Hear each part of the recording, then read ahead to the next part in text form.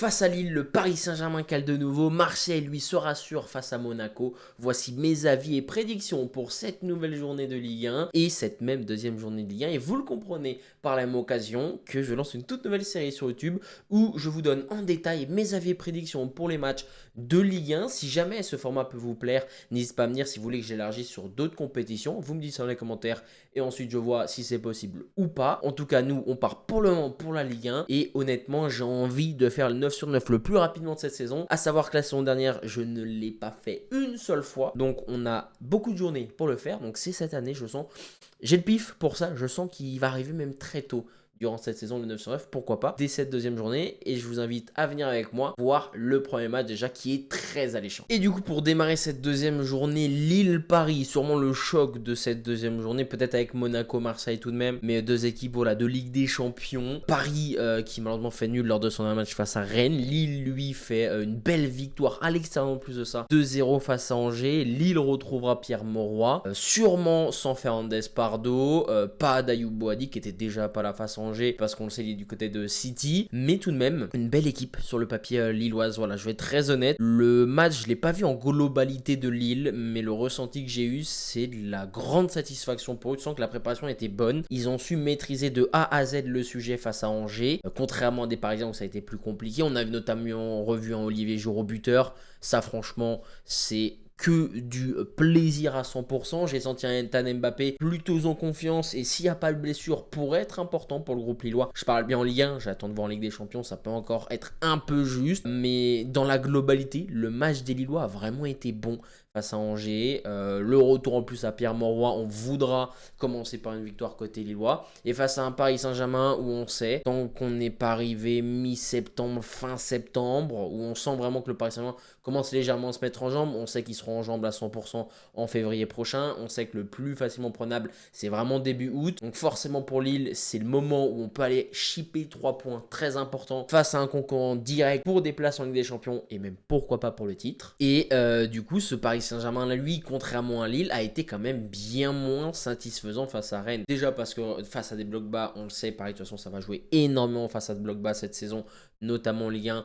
Ils ont souvent une difficulté à trouver les solutions. Ils les trouvent assez tardivement. Là, face à Rennes, ça a été tardivement. Je crois que c'était aux alentours de la 72e minute de jeu, si je dis pas de bêtises. Là, face à Lille, où je me dis que défensivement, on a montré de très très grosses choses et de très bonnes choses défensivement, ça pourrait être plus compliqué, notamment côté parisien. Le match, est-ce qu'on peut dire catastrophique d'Ousmane Dembélé? Presque catastrophique, vraiment. On a l'impression de retrouver le Dembélé du Barça, quoi, sans être méchant avec lui. Il n'y a pas de finition. Dans le jeu, il y a du dribble, il y a de l'impact, mais ça va pas jusqu'au bout. Vara a été quand même bien muselé sur ce côté par Frankowski en grande difficulté, n'a pas réussi à démontrer tout son talent. Le milieu de terrain a quand même fait parler de lui parce que voilà, la possession était en faveur des Parisiens.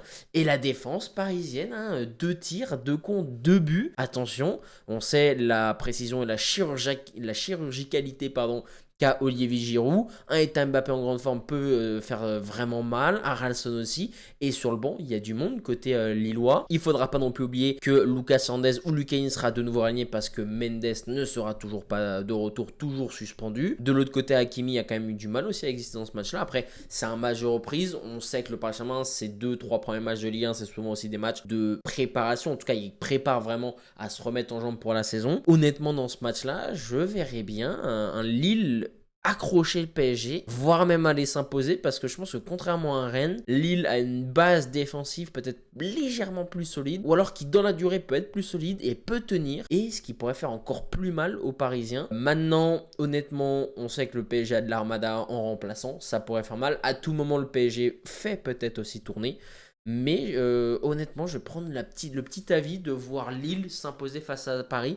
Je dirais 2-1, où on voit Lille être maîtriseur du ballon en première, moins en deuxième comme face à Rennes, mais un Lille qui fait le travail en première, qui confirme en deuxième et qui met un petit peu en doute en deuxième mi-temps le Paris Saint-Germain, qui reviendra pour moi à 2-1, mais qui malheureusement n'arrivera pas comme face à Rennes à aller chercher le deuxième but. Et je dirais du coup victoire au bout de Lille, allez 2-1. En tout cas, je garde la victoire, c'est sur ça qu'on va aller chercher les points cette saison et le 9 sur 9, c'est sur la victoire. Si on a le score en plus, c'est que du bonus, donc victoire de Lille et pourquoi pas 2-1 sur ce match-là. Et bien sûr, les compos que vous voyez ici, c'est pas les compos sûrs, c'est des compos probables, à voir s'il n'y a pas des blessés dans la semaine aussi qui peuvent arriver, mais voilà les compos probables qu'on pourra avoir aussi ce week-end sur n'importe quel match. Ensuite les gars, Strasbourg-Lens samedi à 17h15, des Strasbourgeois qui ont totalement manqué leur préparation, qui ont totalement manqué le match face à Marseille, face à des Lensois qui ont bien démarré leur saison de Ligue 1, un magnifique 5-2 face à Auxerre, même si défensivement, je vais revenir un petit peu sur des petits points où je me dis ça peut être compliqué. En tout cas, je vais reparler de la défense lensoise, mais on va surtout parler de Strasbourg aujourd'hui, qui vraiment dans ce début de saison est à l'ouest complet. Ça démarre très mal,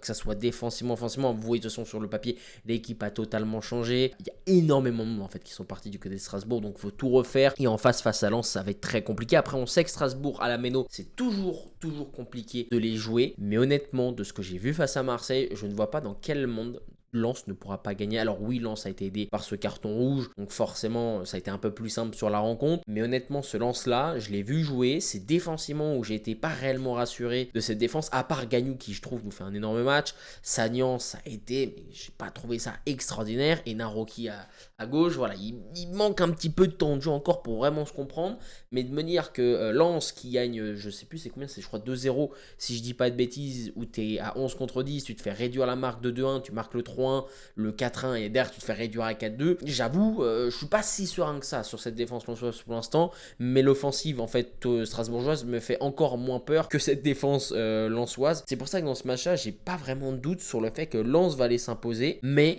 ça sera sûrement plus compliqué que ce qu'on pourrait penser actuellement, parce que je pense que Strasbourg va y avoir un réveil à domicile. On sait qu'en plus c'est le retour des supporters qui ne font plus grève dès le début de la rencontre, donc ils seront de retour dès le début, mais face à une belle équipe lensoise, vainqueur du trophée des champions, t'as 2 bons matchs dans les jambes, et je vois quand même Lens s'imposer, et je vois Strasbourg toujours sombrer, et peut-être à un match de devoir chercher un nouveau coach, honnêtement, parce qu'en plus de la prépa, pour l'instant le début de Ligue 1, c'est vraiment à côté de la plaque, donc ouais. Victoire de Lens. Ensuite les gars, pour le début de ce multiplex, samedi soir franchement les multiplex, le retour samedi soir c'est extraordinaire. Auxerre-Angers 20h45, et ici pas facile de donner un avis, deux équipes qui ont perdu leur premier match, d'un côté Auxerre qui a été réduit à 10 face à Lens, donc forcément match compliqué, tu le perds 5-2, mais honnêtement j'ai pas trouvé une équipe auxerroise si mauvaise que ça sur le papier, je vais être très honnête, j'ai même été plutôt agréablement surpris au vu de la réaction. Et de l'autre côté Angers, comme je dis, ça a été très compliqué face à un Lille qui a été dominateur, qui a maîtrisé ce ballon là, qui a fait vraiment un très bon match, mais maintenant Angers a su faire aussi de temps en temps de bonnes choses. J'attends de voir face à une équipe on va dire un peu plus de leur niveau, peut-être légèrement plus faible, en tout cas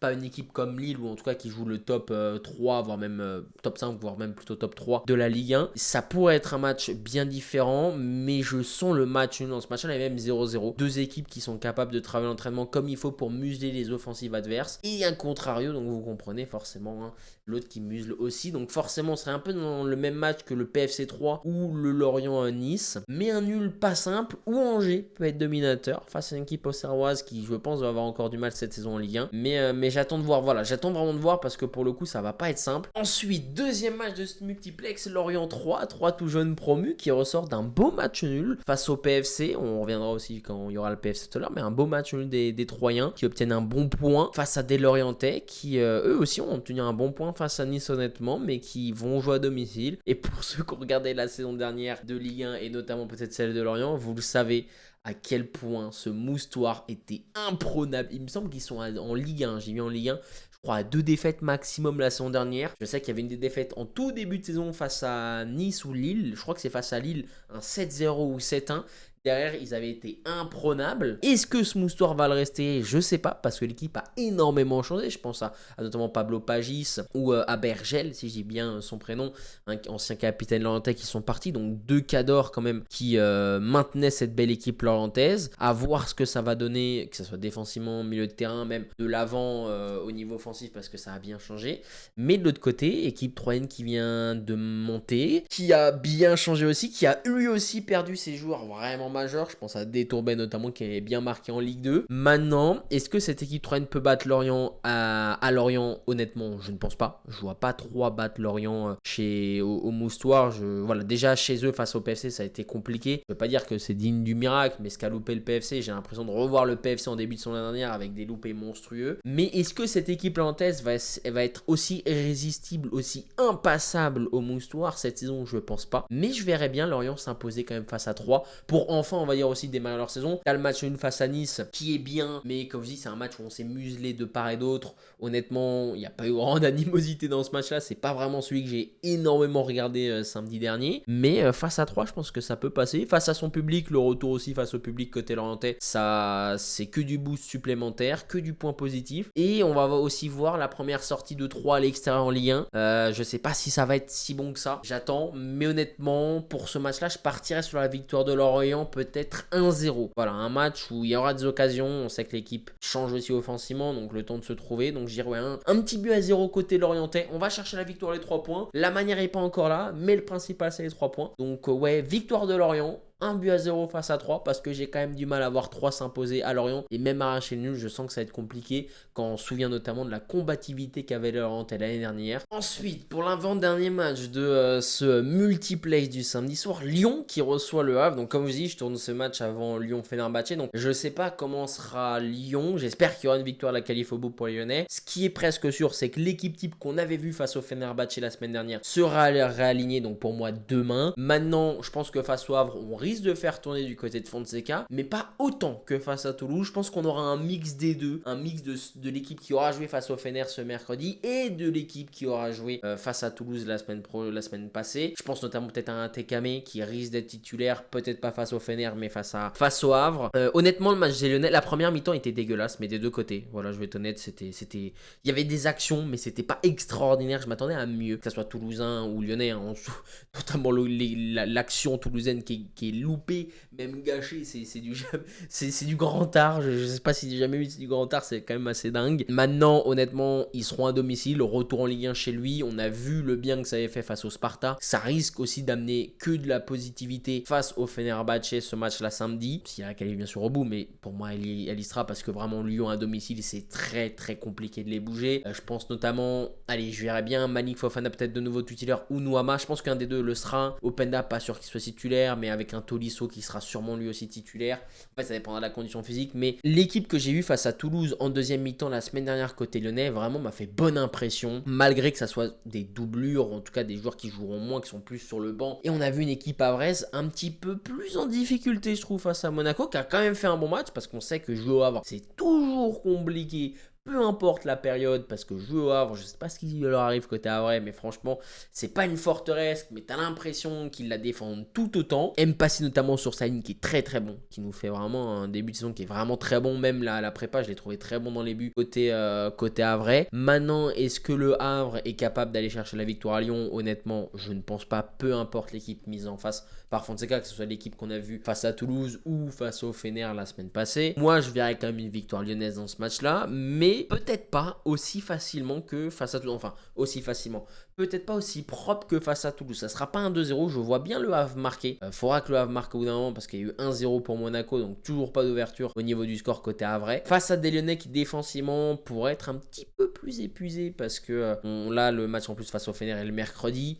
Lyon, lui, jouera du coup le samedi, donc il y aura un petit jour de moins de repos. Maintenant, je vois quand même Lyon s'imposer, et je dirais pourquoi pas 3-1 côté lyonnais. Je vois quand même les Havrais marquer, donner un petit doute aux Lyonnais, mais Lyonnais qui, avec l'aide du public, avec le jeu qu'ils savent proposer, vont aller chercher la victoire, les 3 points, et continuer simplement cette bonne élan. Et pour le dernier match de ce multiplex, Brest-Toulouse. Brest qui a fait nul, Toulouse qui a perdu lors de son dernier match. Brest de retour à Francis Leblé, et pour un très très bel hommage, je suis sûr, pour Eric Roy qui malheureusement nous a quitté cet été face à une équipe toulousaine qui m'a surpris dans cette défaite face à Lyon. Je m'attendais pas à une défaite de Toulouse chez eux, et au vu du match, notamment de la première, je pense qu'ils sont capables d'arracher au minimum le nul. Maintenant à l'extérieur, qu'est-ce que ça va donner? On sait que Toulouse à l'extérieur, c'est pas si simple que ça, hein. L'année dernière, ça avait été plutôt compliqué, je trouve, même si par période t'as l'impression que c'est l'inverse, où c'est à l'extérieur qui sublime, et à domicile où ça se casse un peu la gueule. Et en face, une équipe brestoise qui, j'ai vu face au moins une bonne partie du match, n'a pas été si mauvais que ça, mais défensivement ne rassure absolument pas. Cette équipe brestoise face au Mans m'a vraiment pas rassuré défensivement. Je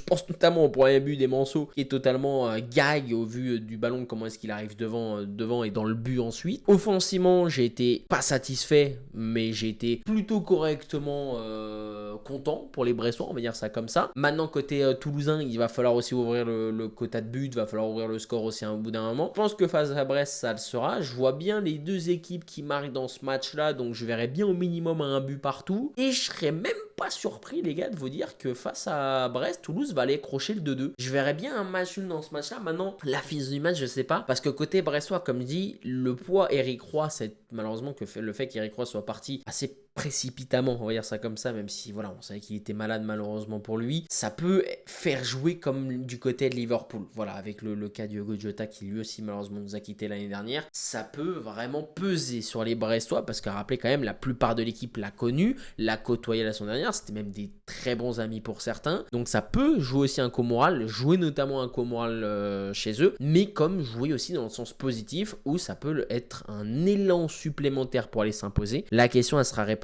uniquement samedi soir, j'attends encore de voir, mais ouais, dans ce match-là, en avant-match en tout cas, je pense que Toulouse loupera moins que face à Lyon et sera capable d'ouvrir leur compteur de but dans cette saison-là, et ouais, comme je dis, je pense qu'il y aura match nul dans ce match-là, et pourquoi pas un 2-2, un match avec du but, enfin je l'espère. Ensuite, on passe au match du dimanche et match de l'après-midi, PFC face à l'OGC Nice. L'OGC Nice qui s'est difficilement maintenu en Ligue 1 va affronter le PFC. Honnêtement, c'est une très bonne question. Bon, le PFC qui va retrouver Jean Bouin. On sait que Jean Bouin, la saison dernière, plus la saison avançait, plus c'était compliqué d'aller jouer là-bas et plus c'était compliqué d'aller ne serait-ce gratter un petit point. Notamment en début de saison, ça avait été totalement l'inverse et le PFC à domicile, c'était une autoroute pour les 3 points pour les équipes adverses. Face à 3, j'ai quand même été déçu du PFC face à 3, je vais être très honnête. Je m'attendais à bien mieux. Je parle notamment au vu du mercato, notamment au vu de l'arrivée de Pablo Pagis, de Sinayoko en pointe.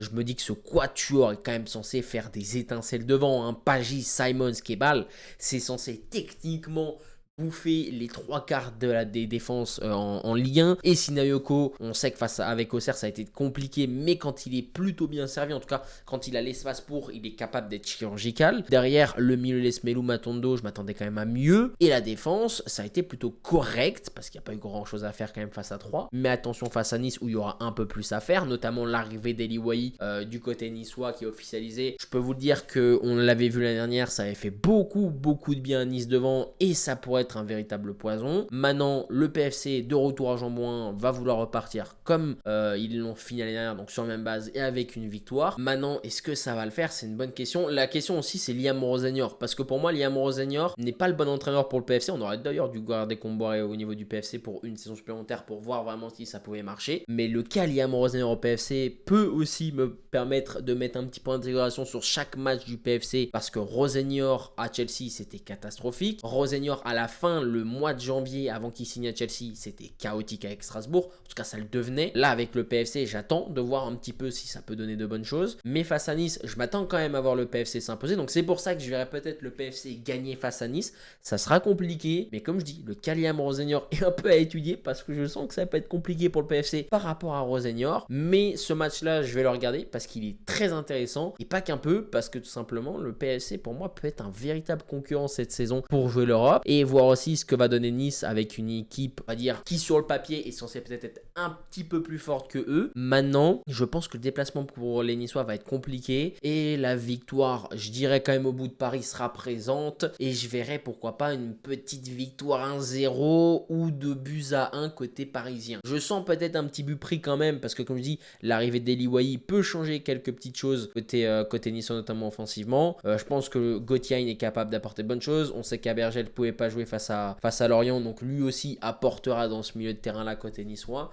Donc je pense que ça peut faire mal, mais je vois quand même le PFC s'imposer. Et si jamais, je vois quand même pas Nice s'imposer, si jamais il peut y avoir un match nul, mais je dirais que s'il y a un match nul, ça sera un but partout. Je vois la victoire de Paris, donc on va rester sur la victoire du PFC de Buzyn, mais j'y mets l'hypothèse où quand même il peut y avoir un petit but partout, il y a du coup un match nul. Mais pour le 9 sur 9, si on veut le faire, victoire du PFC pour aller chercher le 9 sur 9 ce week-end. Ensuite, pour l'avant-dernier match, les gars, de cette deuxième journée de Ligue 1, c'est le Stade Rennais. Club là, mon club de cœur, qui reçoit Le Mans, tout jeune promu. Le Mans qui vient de faire un magnifique match nul face à Brest, mais cette fois-ci ça va être différent. Tu vas te déplacer, et notamment au Roison Park où c'est pas simple d'y jouer. On a vu un Le Mans quand même un petit peu défensivement légèrement en difficulté face à cette attaque brestoise. D'ailleurs, Ryan Bamba ne sera pas là. De ce que j'ai compris, Ryan Bamba, vu qu'il est prêté par le Stade Rennais, ne peut pas jouer face à Rennes. Et côté Rennais, très bon match eux face au Paris Saint-Germain. Malheureusement, les 20 dernières ont été plus compliqués. Dans Dans ce match-là, honnêtement, je pense que le Saint-Étienne sera un peu plus dominateur que face au Paris Saint-Germain. En tout cas, devrait l'être normalement. Est-ce que cette compo-là sera alignée? Je pense. Le petit point d'interrogation pourrait être sur Szymański parce que Mady Camara sera de retour et Nagida avec Quentin Malin. Voilà, c'est les deux seuls points où on pourrait se poser un petit point d'interrogation, même si pour moi, Nagida restera titulaire du côté rennais. Et pour Issa Soumaré, si jamais il y a peut-être une arrivée de Martin Taillon, on sait jamais, pourrait arriver sur le banc, mais pas sûr. En tout cas, pour moi, l'équipe bougera pas côté rennais. Pour moi, côté Manso, je la connais pas encore suffisamment pour vous dire, mais pas sûr qu'elle bouge tant que ça. Je pense que du côté de Le Mans, on va essayer de garder une base solide, une base qui a fait un bon match face à Brest pour aller affronter Rennes au Roazhon Park. Dans ce match-là, je pense quand même que le Saint-Étienne ira s'imposer. En tout cas, je l'espère parce que par rapport à ce qu'ils nous ont fait face au PSG, il faut essayer d'être dans cette continuité, de faire des bonnes choses, notamment avec un milieu de terrain qui est extraordinaire, avec un Le Paul qui est de nouveau buteur, un Moussa Altamay qui peut faire mal en percussion. On l'a vu notamment, Del Castillo avait vraiment fait mal sur ce côté-là. Ryan Bamba avait été un peu en difficulté à voir qui le remplace. Et sur ce match-là, ouais, mon avis, je pense que je verrai un Saint-Étienne s'imposer 2-0. 2 ou 3-0. On sait que face à des promus, des fois, quand le Saint-Étienne les affronte assez tôt, ils sont capables de mettre des belles claques. Je me rappelle un 5-0 mis, je crois, à Auxerre il y a quelques années quand ils étaient remontés en Ligue 1 sur, je crois, une des 3 premières journées. C'était... je m'attendais pas à ce score là, donc j'espère pas pour le moment, mais ça pourrait l'être. Je verrai une victoire alors de Rennes et je pense 2-0 dans ce match là. En tout cas, j'aimerais bien en tant que Rennais ne pas prendre de but face au Mans, sans manquer de respect au Mans, mais voilà, et avoir une bonne base défensive bien solide qui reste solide derrière. Un petit clean sheet, que ça soit très bien pour Brice Samba, pour la défense, même pour l'équipe, pour le collectif et pour aussi dans la tête, pour que ça soit très positif. Il ne faudra pas prendre de trop haut le Mans, il faudra bien les regarder dans les yeux. Et si on le fait, Rennes pourra s'imposer, et ouais, 2-0. Je vais partir sur le 2-0, mais en tout cas, la victoire rennaise est bloquée pour aller chercher le 9 sur 9 face au Mans ce dimanche. Et je pense qu'on peut aller voir pour le dernier match, qui sera très intéressant de cette deuxième journée. Et pour le dernier match, les gars, dimanche prochain, 20h45, AS Monaco Olympique de Marseille. Pour le match, déjà, franchement, on démarre vraiment avec de très très belles rencontres, ces 2 premières journées. Dans un match où ça va pas être simple, honnêtement. Monaco s'est imposé, Marseille s'est imposé. Alors Marseille s'est imposé plus facilement que Monaco, ça c'est une certitude. Lui, Monaco jouera d'ailleurs son match barrage retour de Conference League ce jeudi. Donc pareil, je ne saurais pas s'ils s'imposent, même si pour moi ils vont s'imposer. J'ai du mal à voir à Louis II ne pas réussir Monaco s'imposer et aller se qualifier. Mais du coup, tu joues côté monégasque un match entre temps. Donc le physique va être légèrement touché face à une équipe marseillaise qui a fait un énorme match. Mais attention, Marseille face à Strasbourg, ne pas s'enflammer. Ça, c'est le point important, tout simplement, parce que Strasbourg, comme je dis, a fait une prépa atroce. Vraiment, c'était atroce, contrairement à Monaco où ça s'est bien mieux passé. Notamment, on a déjà joué un match supplémentaire officiel que Marseille. On aura même un deuxième avec ce match jeudi qui arrive. Maintenant, Marseille, vous dit physiquement, ça sera un peu plus frais. La patte Genesio commence à légèrement prendre côté marseillais. Ça va mettre quelques matchs encore à vraiment être bien imprégné comme il faut. Mais ça l'est déjà. Maintenant, qu'est-ce qui va se passer dans ce match-là? Ça va pas être simple. Honnêtement, un match nul ne me surprendrait absolument pas. À voir côté monégasque qui sera aligné. Est-ce qu'on va faire tourner? Est-ce qu'on va tenter de mettre l'équipe type? Est-ce qu'on va faire des changements assez surprenants? Je pense qu'on repartira peut-être sur une certaine base assez similaire que ça. Pareil côté Marseille, je pense honnêtement au vu de ce match-là. Aujourd'hui, sans avoir vu le match de Monaco ce jeudi et l'équipe alignée, pour moi, je pense que Marseille est peut-être plus à même à aller chercher la victoire uniquement parce que la victoire face à Strasbourg était très belle, que physiquement on sera un peu plus frais. On va dire ça comme ça dans la longévité du match. Maintenant, attention Monaco. Monaco est capable de réagir, de faire de bonnes choses, de faire mal. Je partirais, alors j'ai pas envie, mais je partirais, j'ai pas envie plutôt sur le terrain, mais je partirais sûrement sur un match nul. Je pense que pour le 9-9, je bloque le match nul. Mais j'y mets une petite possibilité d'une victoire marseillaise. Et j'ai bien peur d'un match nul 0-0 ou un partout, mais assez décevant. Parce que Monaco sera peut-être pas là, sauf si la possibilité y est et que Marseille n'est pas forcément dans le match, sera pas forcément là pour faire le jeu tout le long du match. Côté marseillais, ça va être le premier vrai gros duel pour essayer d'aller chercher 3 points. Ça va être plus compliqué à Louis II. Et rapidement pour finir quand même, le petit point classement avant le début de cette deuxième journée de Ligue 1. Marseille, Lens, Lille sont premier, deuxième et troisième. Angers, Auxerre et Strasbourg sont 16, 17 et 18e, donc la zone de barrage et de relégation. On voit que Lyon et Monaco sont 4 et 5e avec leur victoire. Et principalement, tous ceux qui ont fait match nul ensuite où il y a une défaite sont entre la 6e et la 15e place. Mais ça ne veut rien dire, il n'y a qu'une journée de jouer. Donc bien sûr, il faudra attendre d'avoir un petit peu plus de journées de jouer pour vraiment se faire un avis sur ce classement et voir s'il n'y a pas une équipe déjà qui essaie de prendre légèrement le large, que ça soit en haut mais en bas aussi, hein, parce qu'en bas ça reste important de ne pas se faire larguer trop rapidement. Mais en tout cas voilà le petit point classement, à voir si lundi lors de cette vidéo récap de mes avis aura bougé ou pas. En tout cas voilà pour mes avis sur cette deuxième journée de Ligue 1 et mes prédictions aussi. Si jamais tu penses que le 9 sur 9 est possible de ce que je vous ai dit, mettez-moi ça dans les commentaires, mettez-moi aussi pour vous quels sont vos avis et vos commentaires, qu'est-ce que vous voyez dans cette nouvelle journée de Ligue 1, et si jamais le concept aussi vous plaît, mettez-le moi dans votre commentaire, dites-le moi pour que j'en fasse d'autres bien évidemment sur cette Ligue 1, et si jamais vous voulez sur d'autres ligues, vous me le dites aussi, vous savez où le mettre. En tout cas j'espère que vous avez kiffé cette vidéo, nous on se retrouve très rapidement pour une nouvelle vidéo, que ce soit sur mes avis Ligue 1, sur le Sarnais ou sur plein d'autres choses, et je vous souhaite une bonne fin de journée, une bonne fin de soirée, une bonne matinée, en tout cas tout ce que vous voulez. C'était Nob, des gros bisous.